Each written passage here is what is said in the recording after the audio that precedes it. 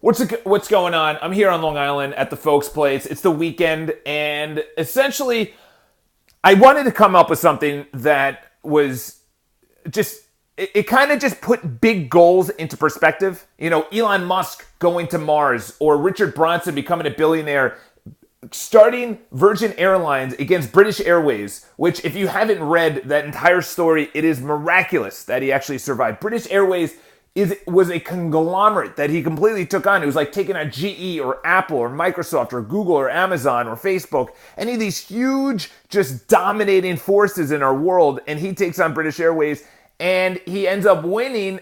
I don't know if he did it by volume or by dollar amount or whatever, but obviously he did, because he's in the Americas, he's all over the world. But this is what I want to talk about. So I have huge, lofty goals, and I really hope that the only reason you're watching this video and any of my YouTube videos is because you have lofty goals as well. And it's not just like, I want to lose weight, or I hope that people like me.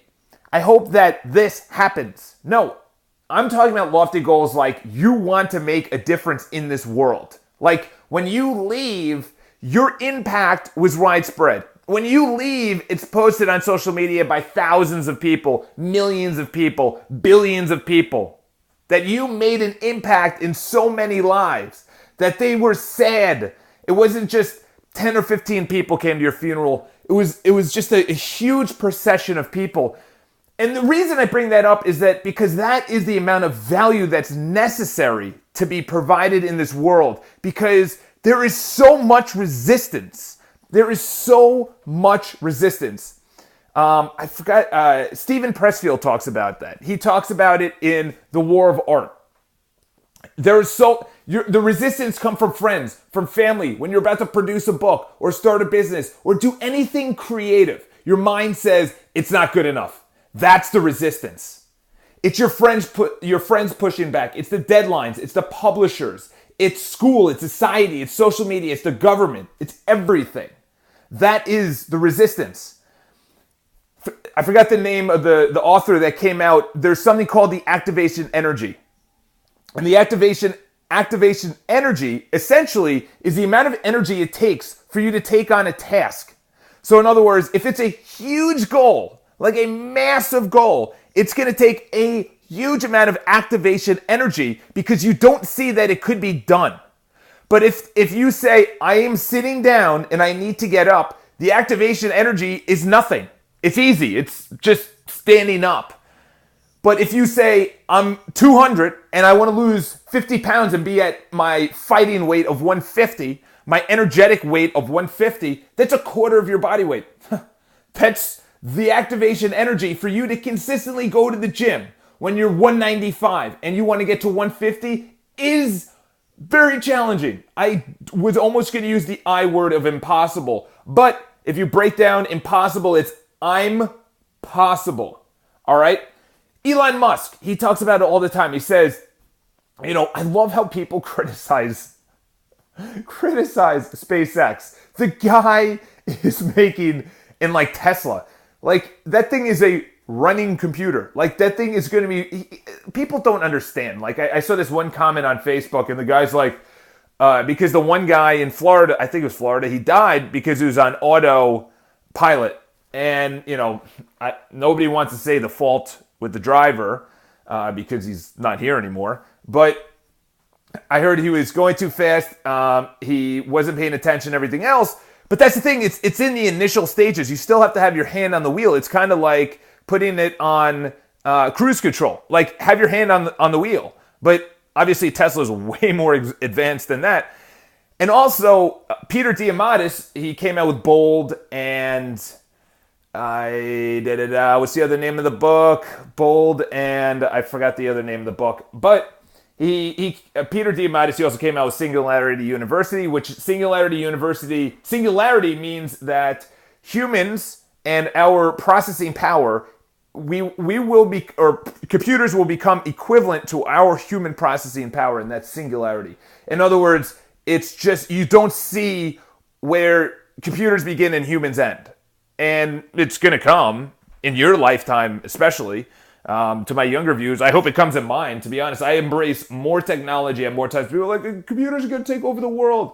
I think we're smart enough, all right? Well, I hope so, compared to Will Smith's iRobot. But Elon Musk, he talks about the most challenging part. People always ask, they're like, what's the hardest thing about launching a rocket to space? I don't know. Where do we begin? The cost, the technology, the fuel, the manpower, the time, the effort, the FAA. Where do you even begin? But he says the most challenging time is actually when you are on Earth and you have to go literally the first few hundred meters in the air. He said that activation energy is the most challenging because that's the most, that's when gravity's at its fiercest. And it's the same thing with accomplishing a goal. Think of that as accomplishing a goal. Elon Musk has mentioned it. He wants to retire on Mars. He wants to colonize Mars. And the hardest part is leaving Earth. It's not on Mars. He said if Mars was closer, it would be easy. He said the challenge is actually getting to Mars. And the hardest part is actually getting off Earth. You're 200 pounds. You want to make the sports team. You want to start a business. You want to make $1 billion. $1 million is nothing. You know, you can't really. Yeah, you can do it with what you want. But whatever big goal you have, I hope it's not to lose 5 pounds, to lose 10 pounds. That shouldn't be your end goal. Your goal is the process of doing it, the process of making the money, the process, because this is what's going to happen. And it happens with everyone that wins the lottery. Here's your $200 million. But the thing is, there's no base, there's no foundation to having that much wealth at one time. But if you went from 1 million to 1.5 to 1.7 to 1.8, you get my point. You're building the base of making more money. That's why the people that are most successful, that lose it all, can rise back. I forgot the guy's name. I met him, actually, great guy. He's the rich dad in Rich Dad, Poor Dad, in Robert Kiyosaki's book. Is Robert Kiyosaki? His book, Rich Dad, Poor Dad. And I met him, and he said he literally lost, this is insane, he lost $100 million. He in the 80s, which now would be way more than $100 million, but he lost $100 million, got a divorce. Like his wife left him, actually. It wasn't, he got a divorce. His kids hated him. I would say he was at his lowest point in his life. And then on top of that, he went into $100 million debt. Debt. He owed $100 million. Like, that's insane. You lost all of your money, you got a divorce, your kids hate you, and now you're in debt. What would you do? The thing was, he didn't inherit $100 million. He earned $100 million. All right? So I'm about to tell you one of the most powerful things that you're ever going to hear financially. So he built the base. I'll tell it in 30 seconds. He built the base, he rose again, and now he's worth way more money than $100 million. So he built the base. He knew how to get back up to that. And he said this. It was one of the most smart things. Unbelievable. Something Cunningham. Is it Cunningham? All right, I forgot his name. Richard Cunningham. I think that was from that show, Good Days, or whatever. All right. All right. Off the rails. Video just went off the rails. Now, he said one of the most brilliant parts that I've ever heard. He said, it's not about making money. It's about keeping the money. And I thought about it, and I'm like, yeah. Because we have a temperature gauge about how much money that we should be making. And it's usually based about how much our parents made. So if our parents made 50,000, 60,000, or even $1 million or 100 million, your temperature gauge is that. Is how much your parents made, the people around you, the 5 people you spend the closest time with. And obviously in the beginning, that's your parents or whoever raised you. And that's, so if you make 100,000 and you're used to 50,000, you spend that extra 50,000. If you're used to $1 million and you make $2 million, you spend that $1 million. Jordan Belfort, the Wolf of Wall Street. The guy's a perfect example. The guy overspent, went into debt, and he's a perfect example of he had the foundation, he lost it all, he spent it all, he had lavish parties and drugs and everything else, and obviously indicted by the FBI. And ironically enough, Stratford Oakmont was the place to work in the 90s. So he wasn't joking about that. It was crazy. I don't know how embellished the stories are. But he built the base, he lost it all, and now he's worth more. Actually, I don't know if he's worth more, but he's worth a lot of money. And as Rich Dad said, it's not about making the money, it's about keeping the money. And going back to my original point of the whole entire video is your activation energy. This is how you get down to it. Your activation energy is, let's get up. Let's put on my shoes. Let's get the keys. Let's walk outside the door. Let's turn on the car. Or for me, swipe the Metro card. Get into the subway. That's how you lose 50 pounds.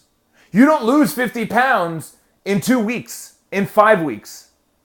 You lose 50 pounds because of the process. And the funny thing is, if you lose 50 pounds in 6 weeks or 7 weeks or whatever, a diet? No. It has to be a lifestyle. That's what builds the foundation. That's what builds the foundation. You always hear people that if they get overweight or something like that, ironically enough, what's his name? Conor McGregor. He just beat Nate Diaz in the UFC.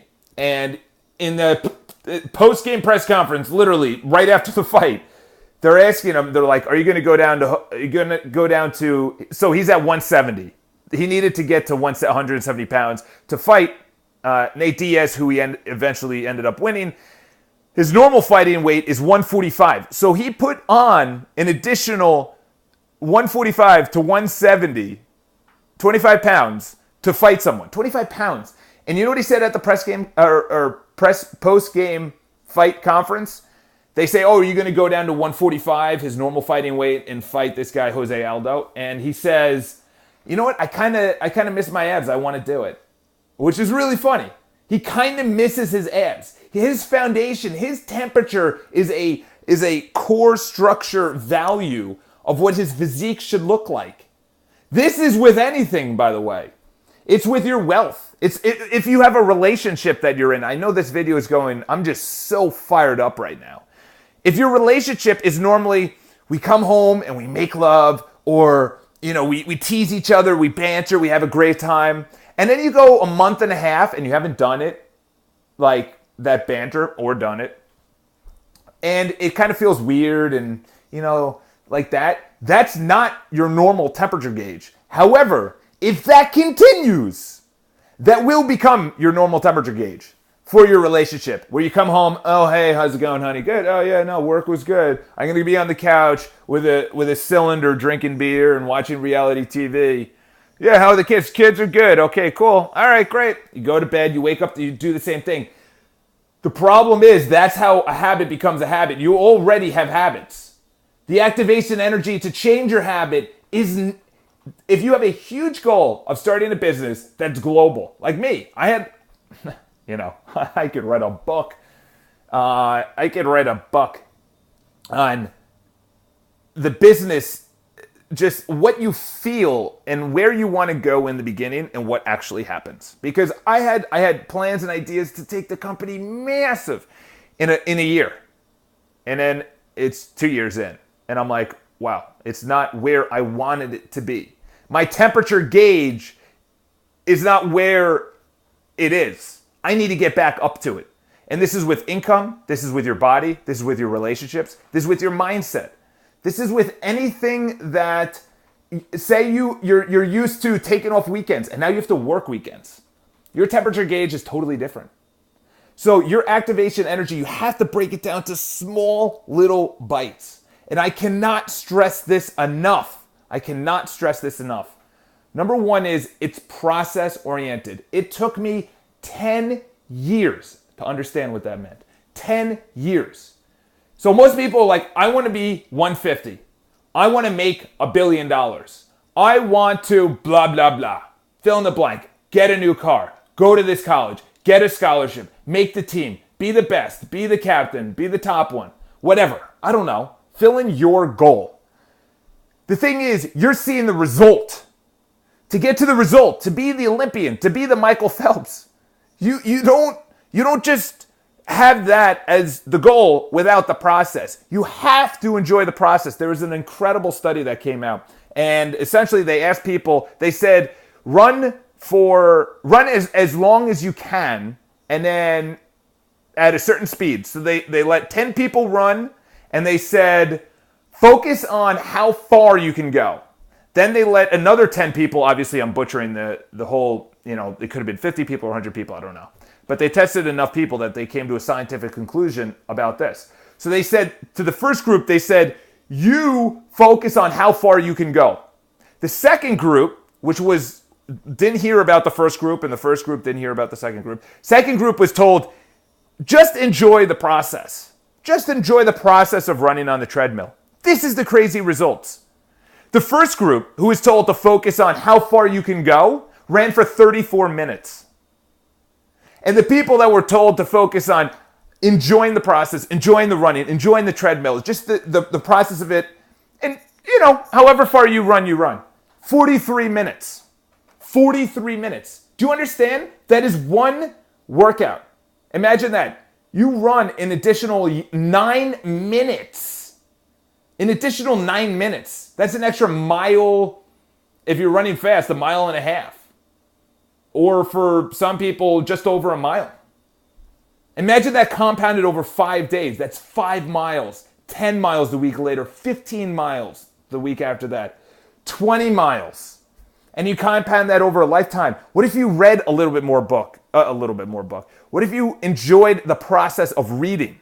Enjoyed the process of going to the gym, the process of lifting weights, the process of making phone calls, the process of saying I love you, thank you, I wish, I can't wait, of studying, of whatever your goal is, the process. Elon Musk is enjoying the process, I hope, of, yes, he knows the ultimate goal of going to Mars. And he knows the activation energy is the toughest right when it leaves planet Earth and going to Mars. But enjoying the process of, does this work? Does this not work? He had 2 failed rocket attempts. 2 failed rocket attempts.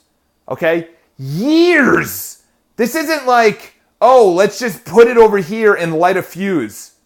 It took years. Years. Imagine that, years, and then it goes and it fails. And you're like, oh my God. You take years, and then you go and it fails again. And you take years, and then you try the third time. And he said after the third time, if it didn't go in, if it was a failed launch, he had no more money. He had no money to pay his overhead, and the business would have been out of business. Look at his interviews on 60 Minutes, and I think the other one is there's actually an Australian or English one. I don't know. I couldn't tell the accent of the interviewer. But he actually breaks down. And he says, hold on one second. He breaks down crying. It was that challenging. The activation energy to get your goals, enjoy the process, break down the activation energy to just getting up. And then when you're up, get the keys to get into the car, to get to the gym. Enjoy each process. It's not the end goal. Because like I said, if I give you that 50 pounds off, you have no idea how to maintain that 150 weight. If I give you $1 billion right now, you have no idea what to do with it. You're like, yeah, no, I do. Trust me. You haven't built the base of hanging out with wealthy people, of asking for money, of investing money. And you're not going to enjoy it because you had no effort in getting that money. People that inherit money or lifestyles, I saw it growing up. And I know this is pushing 20 minutes, but this is one of my best videos because I'm so freaking passionate about this. This is the last thing I'm going to leave you with, is that all of my friends, all of them, literally 100% of my friends that grew up that had so much money, where their cars, when they were 15, their first car when they were 15 was like 40, 50, 60, 70 grand. And we're driving around this brand new Beamer, top down, going out to the Hamptons with a beautiful country home. Hamptons home, like literally on the water, pool, golf courses around, just absolute abundance of wealth. They lived in one of the nicest parts of town in Old Westbury, where their house was worth I don't know, $4 or $5 million. Their house in the Hamptons was worth $3, $4, $5 million. Their cars were worth whatever amount. In other words, what I'm getting to is that all of my friends that lived in that lifestyle, they're not that happy right now. They're not 20 years, probably 15 years removed from when they were on top of their throne. On top of their throne, when they had everything that no one else had. They had the cars and the house and the lifestyle, and they're going to the city, and they had the sickest birthday parties. One guy rented out MSG. We went on all these extravagant trips, like unreal things. They were kings of their throne then. But they had no foundation to earning it. They were given it. Their parents gave them the car, the trips, the money. Here, honey, have this. And now that they're older, now that they're 30, 31, 32, they have no foundation to making money. They now appreciate money. They now appreciate the lifestyle they had. It's the same thing if you're given something without earning it. You know, people have this entitlement. Work for it, you'll appreciate it more.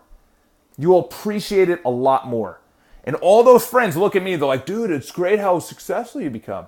That's essentially a backhanded slap to, and by the way, I'm nowhere near where I want to be. Nowhere near. I just know from education, from watching videos like mine on other channels, and learning it and saying, oh, okay, so it's not the apartment in New York City that I have. So it's not the money. It's not about the body. It's about enjoying the process. It's the lifestyle. I cannot, so I own a real estate company. Our whole brand is about the lifestyle of real estate. It's not about the home. It's not about the brokerage. It's about the lifestyle.